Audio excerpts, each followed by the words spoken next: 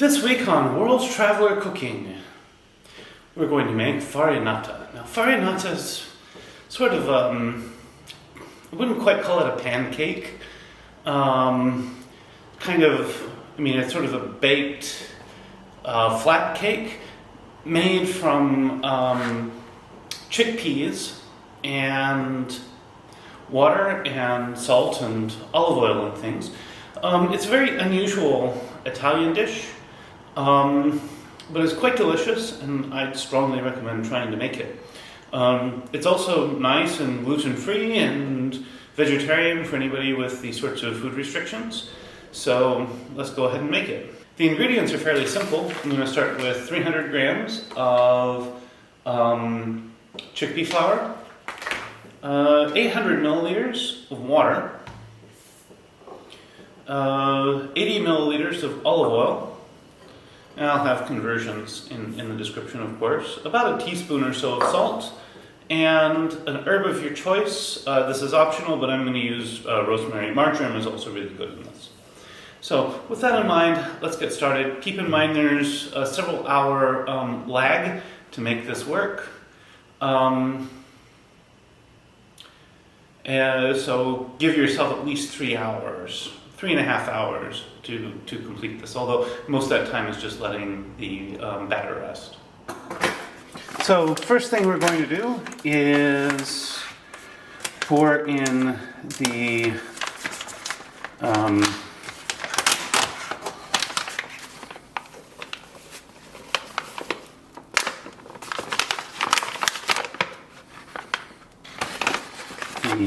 flour. And then, with my whisk, I'm going to make a well in the middle. And I'm going to stir in the water, a little bit at a time.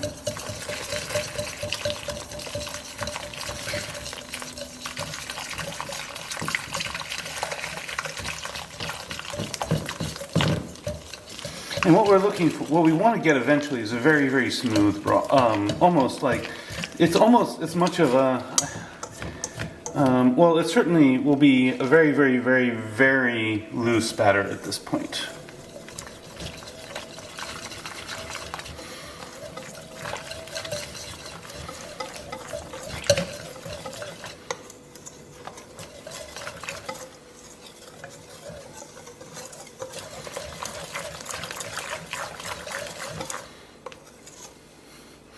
All right.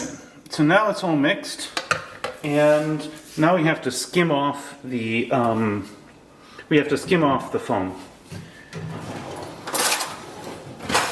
And normally people will use there are various things you can use. I'm actually using a rice scoop because that works relatively well. But of course, you could use a slotted spoon. A lot of things you could use. It's important to get this foam off, because if you don't, the farinata will darken when it cooks. So let's skim this off as best we can, and then I'll be back to discuss what will be happening over the next couple hours. So here we have the basic batter now. You can see it's super, super thin. And over the next couple hours, this will reconstitute. It'll absorb the water slowly. So we're going to stir it, once in a while, maybe every hour or so. But in about 3 hours, then we'll add the rest of the ingredients, and we will put it in the oven. So periodically, we're going to just whisk this up. And we don't need to re-skim it or anything. But the main purpose here is to make sure that it doesn't settle too much, so that we get a really smooth, homogeneous mixture at the end. So I'm going to do that once or twice throughout the 3 hour period. But you can see how light and smooth this is. You wouldn't expect that this will turn into something solid, but prepare to be surprised. So now after 3 hours, we will whisk this again. We will add the salt and the olive oil. And we'll whisk this together until it's nice and pretty smooth. And as we do this, we can add we can add some rosemary. We can whisk this more. I'll keep whisking it in a moment.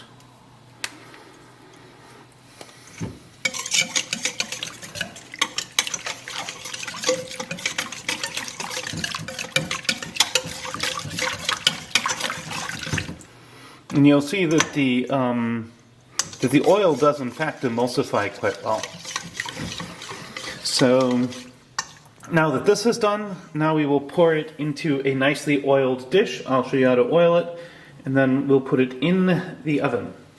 So what I'm going to do is I'm just going to pour a bit of olive oil onto the dish, and then I will move it around with my hands.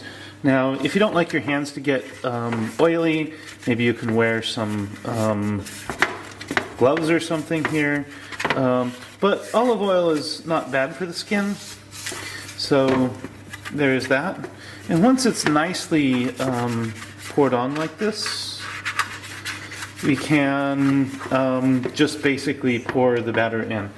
Now, if you do have it on your hands, you can rub your hands together, and that will help smooth it out. You can rub them, your hands over, like. Now the one thing is that this bowl, if I'm not careful, it can make a mess. So we're just going to gently pour this in. The oven's being preheated to 250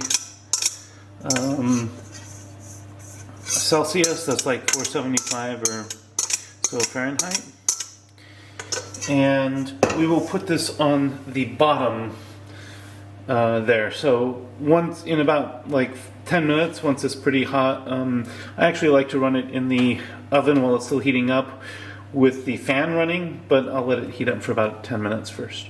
So in 10 minutes, I'll go ahead and put this in the oven with the fan running in the bottom part. So we're going to put this in now on the bottom for about 20 minutes. Okay, be careful because it is definitely a very runny thing, and of course we don't want to spill. And we'll be back in 20 minutes. So I've just taken this out. In the event where it hasn't really browned on the top yet, you can move it to the top and turn the heat down a bit. But this looks like it's all the way done, so I'm just going to pull it out. We're going to let it cool for about a few minutes, and then I'm going to serve some. So the way I like to handle this is to basically take it and use I use pizza scissors and just cut it like this. I'm sure Italians don't like to see them called pizza scissors, but they're actually really useful for a variety of things. So we have some pieces of Farinata, and now we'll go ahead and set them up on a plate. So you could arrange these however you like. I'm just going to put a couple pieces on the plate generally, and I would garnish them with the same herb that I've used in it. And, you can sprinkle some around the plate too. It doesn't have to all be on top of the food.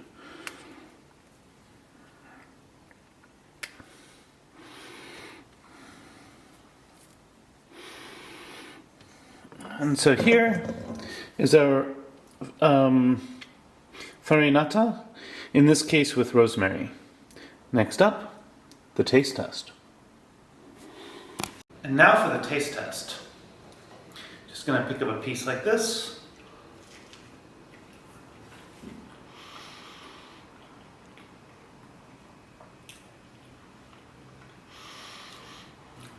So I'm not really sure how to describe this. There is a crunchy exterior and a softer interior. The rosemary flavor comes across very nicely.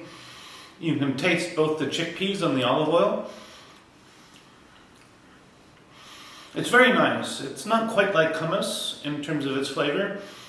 It's Has definitely like a baked bread-like flavor on top. It's very nice. Definitely make it many times. So at any rate, if you like this content and you find it interesting, I hope I've earned a like and a subscription from you. Please also check out my Patreon page where you can get early access to many of my videos. At the time of this recording, I'm about 5 months in advance, so fair number of videos available that are not available to the general public yet. In addition, I plan to do some live streams and things like that for Patreon crew. At any rate, recipes in the description. If you make it a little differently than I do, I'd love to hear how. Feel free to leave comments.